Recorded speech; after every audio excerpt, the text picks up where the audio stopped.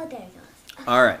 So, Sarah, the main thing I wanted to talk to you today was about some of the myths that we've been learning about lately. I wanted to ask you about at least three in particular and just have you sort of explain them in your own words and your thoughts on them. So the first one I wanted you to talk about was the myth of Icarus. First, what happens, and then what it's about. Which one was it? The one... Which one was it? I forget which Icarus and Daedalus? The one where they flew up in the sky and... Okay, that one. Well, the way I remember it is... There's this guy that had a big dream in his head, and he drew it out, and a lot of people made fun of him because a lot of people said that he just wanted to make a big sail instead of having everybody row and have some hard work. But the Athens used that, and so they a lot of times they would say, oh, that couldn't be possible, but actually that could be possible. And when he grew up, he was a great famous person, but the God of Wisdom helped him. And he warned him that if he thought of only himself, then he would be in big trouble. And he forgot about the warning, and so he got in big trouble. Like I said, he would, and he got trapped in this place. I forget who trapped him because I can't remember his name, but he got trapped. And then Where was he trapped? He had to build this big prison, and there's this big zigzaggy area, and there was a Minotaur stuck in there. Yeah. And you don't remember the name of it, though? Was guarding it, and he was in this big upper thing by a cliff. Yeah. They made. And so he lived there, I guess, kind of. And each day he would watch the seagulls fly, roam, free. And then something came up. While the boy was sleeping, the God of Wisdom came and said, I hope you've learned your lesson. He said, yes, but can you please help us get out of here? And he said, only you can say that. Only you can get yourself out of here, or something like that. And then she left.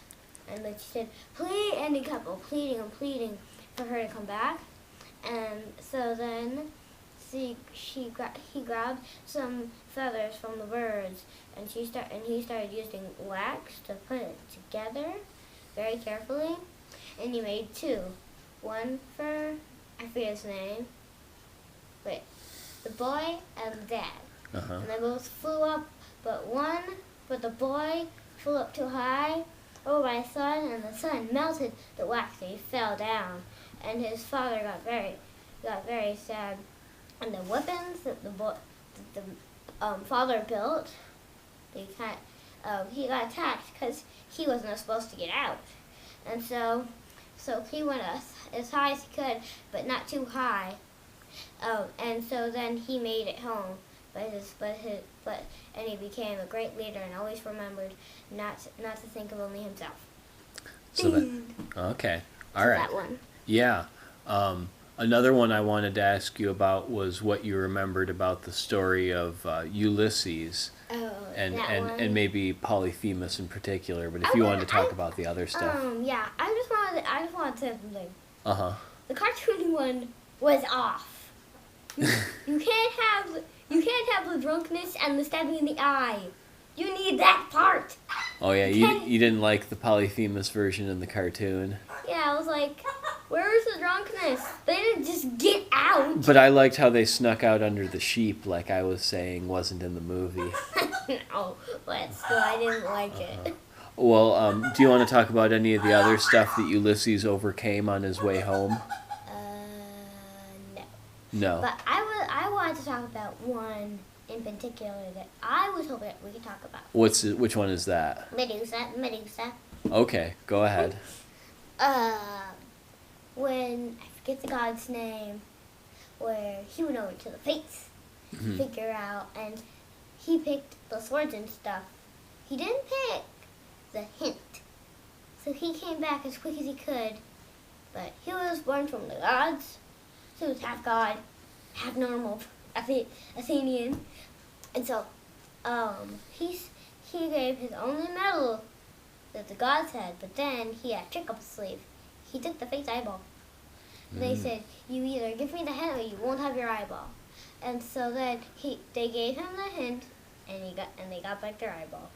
What was the hint? I forget. Okay. But you can say it. No, that's okay. Go ahead. Go on. I didn't mean to interrupt.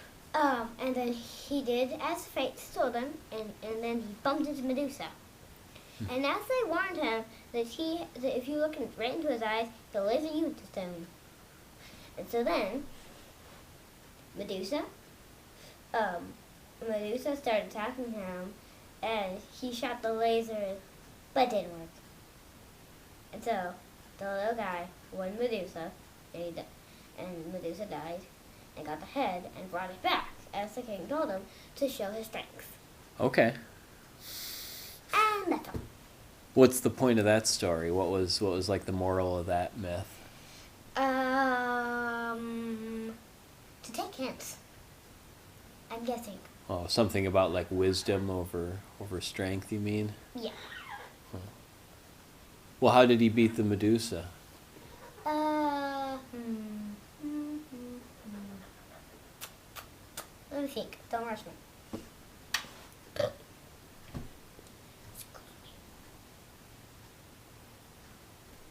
All right. Well, is it okay if I ask you another question? We can come back to that.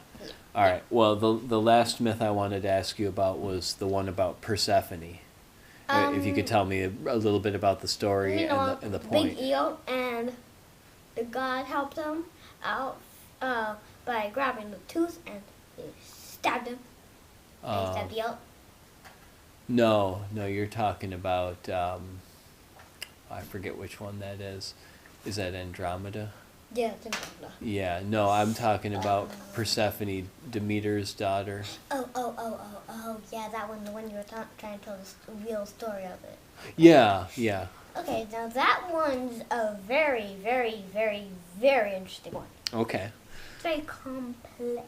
Like I said, if you could just outline it and then tell me what the point of it is, you think? Well, first I wanted to tell the moral of it. Okay, go ahead. I think the moral of that story is, I might not be right. Mm-hmm. I think it's that sometimes you should let your kids around, let them free instead of just keeping them cooped up. Okay. And the story of it, I really like. Kind of play it out, real Dad? Yeah, please. So, what was her name again? Persephone. Persephone always wanted to roam free. And so each day she would go out. And one day she bumped into Hades. Because she met Hades. And then she got dropped in the other world. Then a little critter came along and said, "I want you to take my pomegranate seeds from the underworld." And then she said, "No, I can't, or else I'll be trapped under here." Even though then she got hungry enough. She ate him. And then she said, "Can I please come out?" And then the critter said, "I gave her 3 pomegranate seeds, sorry." Because Hades told the person to not have any treats, and he tricked her. Well, pretty much. What does it matter if she ate the pomegranate? She'll be stuck in the underworld forever. Oh. She didn't get out. And so then, Hades tried to get her back up and sacrifice. Hang on. And he he got hurt while trying to escape, and up in the upworld, I forget the mother's name. What was it again? Demeter. Demeter was looking and looking and looking and looking all over for her daughter, but she could never find her. And so she made it so cold that nobody could live, and everybody and everybody was very cold because it was snowy and icy every single day until the manor came back on. I forgot her name. And then she finally got home, and everything was happy again. She came back, and then everything started to grow. The crops grew, and also her mom learned something. What's that? Let a kid run free! So that they can be stuck in the underworld forever by getting tricked? No. Oh. Then what? So she could roam free in the other world. Do you have any other thoughts about the story? No. Okay. Any other myths you want to talk about quickly with maybe another minute or so? What I want to talk about Hercules. Okay. Instead of Ulysses, it's Hercules. Yeah. In the book that I have, Charming Tales, I want to talk about that Hercules. Start in the big adventure. Now, I want to retell a story first, and then I want to tell tomorrow, and then I want to talk about it for a few minutes, okay? Yeah. So,